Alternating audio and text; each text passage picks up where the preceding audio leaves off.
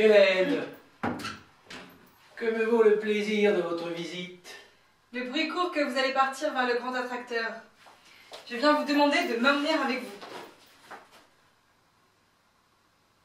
Elle est bonne celle-là. Pour le voyage précédent, vous ne vouliez pas venir. Mais vous vous êtes endormi et vous êtes parti malgré vous. Et maintenant, vous êtes volontaire.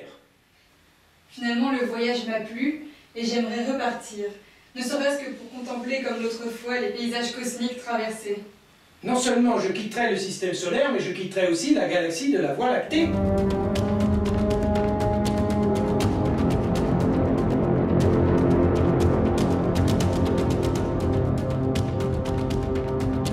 Je sais très bien où se trouve le grand attracteur.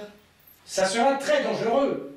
Voyez la différence entre la mallette de commandement de notre immense vaisseau spatial de la dernière fois.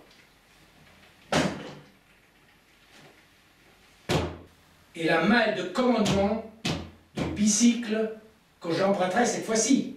La pièce dans laquelle je me trouve, et 2 ou 3 autres, seront installées à l'arrière de cet étonnant véhicule intergalactique. Matos de Récup a fabriqué un dispositif doublement révolutionnaire, puisque d'une part, il utilise la 5e force fondamentale que nous avons mise en évidence lors de notre dernier voyage, et que d'autre part, il l'applique en conjecturant des relations entre temps, distance, impulsion et énergie, relevant à la fois de la conjecture de Hodge et surtout des travaux de Roger Penrose et d'Olivia Caramello. J'ai fait moi-même ces calculs et je pense avoir démontré que si le 732e chiffre significatif de la constante de Planck était d'un 7 au lieu d'un 6, le léger mou manquant au principe d'indétermination un peu trop rigide d'Heisenberg nous aurait valu une bulle univers à la fois encore plus créative et encore plus robuste.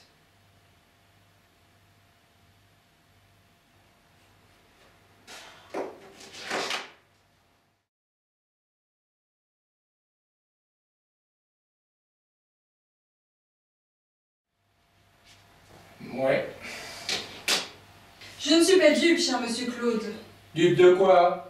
Lorsque Big Bang avait envoyé Natalia et quelques autres notables extrasolaires venir récupérer les cadeaux qui vous avaient été remis de façon inappropriée par Taji Atoile et Darius A.E., vous avez discuté en aparté avec la dite et belle Natalia. En fait, vous espérez que les extragalactiques vous favorisent le voyage en accommodant partout où vous passez les lois de la physique pour que vous arriviez à bon port et qu'ils puissent continuer à vous tester.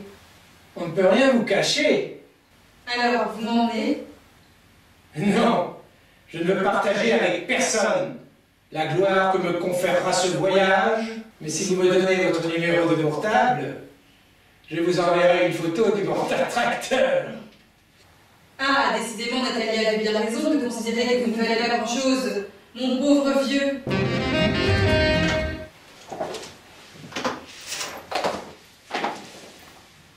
Bon voyage quand même. Tenez! Pour vous consoler, je vous donne la mallette pour les voyages intragalactiques. C'est trop aimable.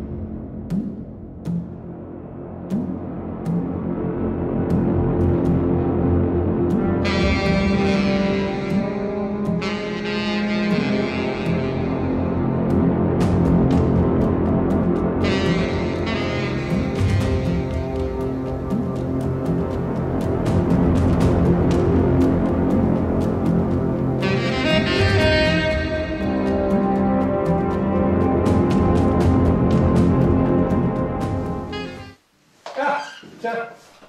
Bonjour. Ah, tiens, bonjour. C'est quel effet ça vous fait de voir rentrer quelqu'un dans votre bureau, lui-même encastré dans un improbable véhicule, fonçant à tombeau ouvert vers le grand tas de tracteurs, à des distances inouïes de votre planète de départ.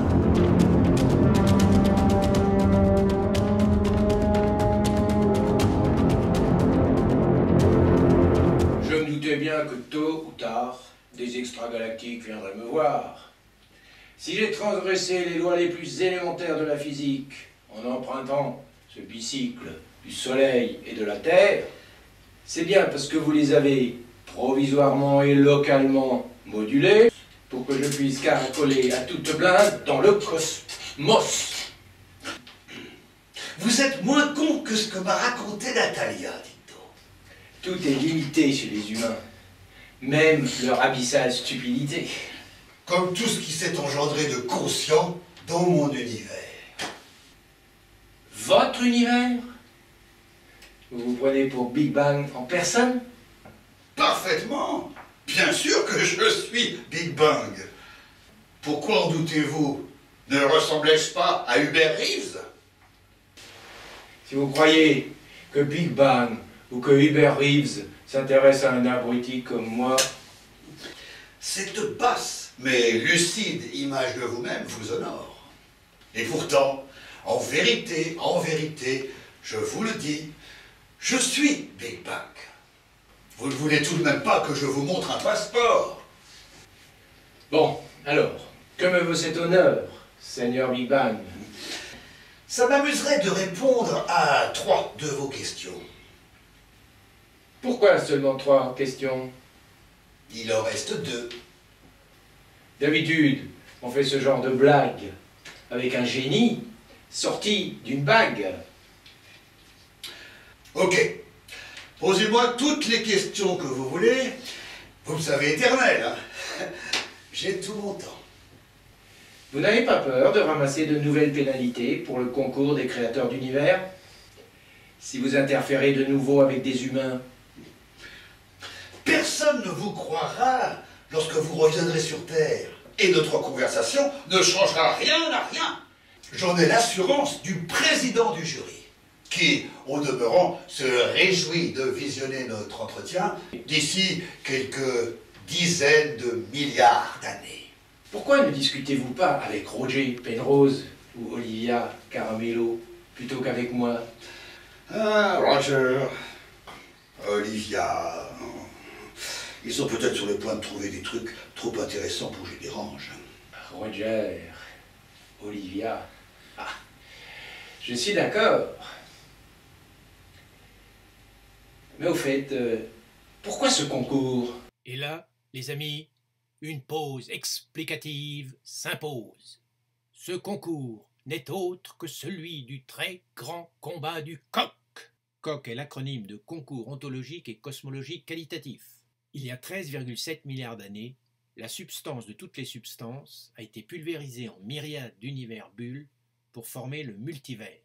Chaque concurrent créateur d'univers a paramétré au départ pour sa bulle nature, essence et comportement de particules élémentaires, force fondamentale, caractéristiques structurales de l'espace, temporalité, etc., mais au départ seulement, condition initiale. Le règlement interdit de modifier quoi que ce soit au cours de l'évolution cosmique, puis éventuellement biologique. Pour gagner ce très grand combat du coq, il faut qu'émerge le plus possible dans la bulle de vie puis de conscience, le tout aussi élaboré, intelligent, anticapitaliste, paisible et pacifique que possible. Pourquoi ce concours? Ne sachant pas nous-mêmes d'où nous venons, si nous avons été créés ou non par des créateurs, ce qui nous paraît d'ailleurs absurde, car ça frise la mise en abîme. Nous expérimentons toutes sortes de choses, dans toutes sortes d'univers, et le concours n'est qu'un amusement, genre vos tout aussi ridicules prix Nobel.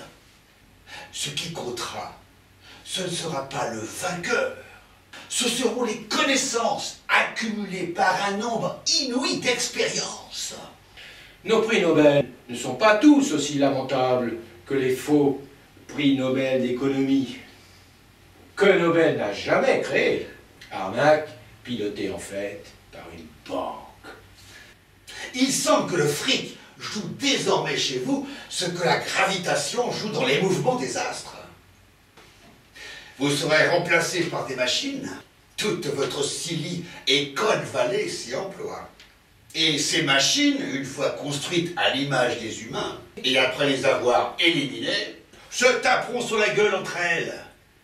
Ressemblance avec les humains oblige. Bien vu. Et leurs débris seront attirés vers le grand tas de vieux tracteurs. Ah, c'est déjà arrivé?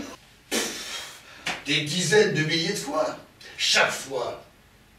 Je ne comprends pas ce que j'ai paramétré à l'origine et qui fait que sur toutes les planètes, les vivants se fabriquent des successeurs qui s'entretuent à leur place et dont les débris viennent s'entasser par ici. D'où l'appellation grand tas de tracteurs pour ce lieu-dit. Qu'est-ce que j'ai merdé à votre avis? Vous allez corriger le tir si je vous le dis? Bien sûr que non. C'est par simple curiosité que je vous demande ce que vous en pensez. À mon avis, vous vous êtes gouré dans le 732e chiffre significatif de la constante de Planck.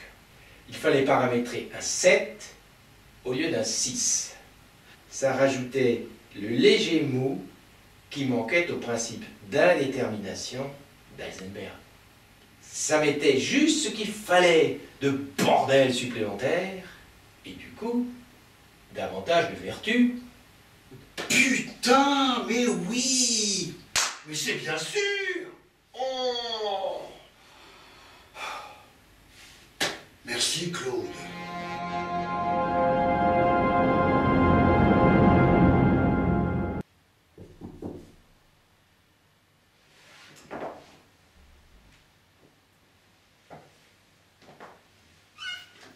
Hélène?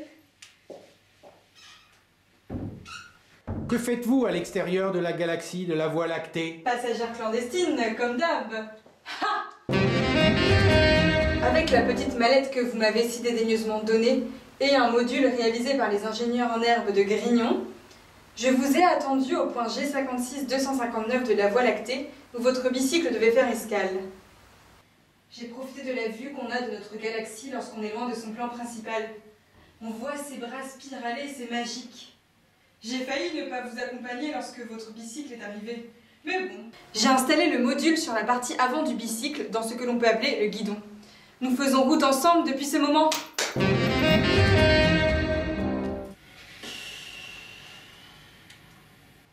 Mais comment êtes-vous arrivé dans la partie arrière? Il a fallu se déplacer dans les tubulures de l'engin conçu par Matos de Récup.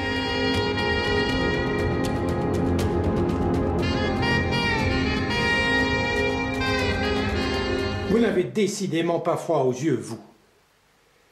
Et vous avez tout entendu de ma conversation avec Big Bang. Oui, je l'ai enregistré. Et comme j'ai aussi enregistré notre conversation d'avant votre départ, je peux vous assurer que vous ferez moins le malin à votre retour. Ah merde! C'était pourtant le seul but de ce voyage. Être reconnu enfin sur toute la planète pour le génie que je suis seul à savoir pour le moment que je suis. Vous allez travailler toute seule? Non. Natalia m'a donné un sacré coup de main. Entre femmes, vous savez. Ah merde! Merde et remerde! Ah merde! Merde et remerde!